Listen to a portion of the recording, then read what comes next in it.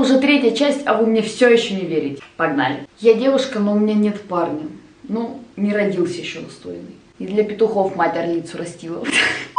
Девочки, ждем и надеемся. Я девушка, и мне нравится отдыхать не в спа и отелях. Я люблю более активный отдых. Охота, рыбалка, серфинг, мотоциклы. Кстати, похвастаюсь, неделю назад я сдала на права и получила заветную А-категорию. Если вы все еще не верите, что я девушка, посмотрите, какая я хозяйственная.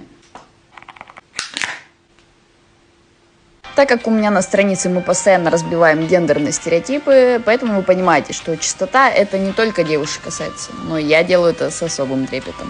Кроссовки вообще моя отдельная любовь, поэтому мне всегда важно держать их в чистоте.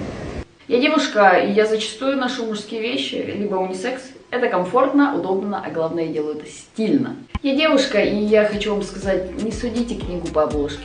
Хотя бы прочитайте оглавление.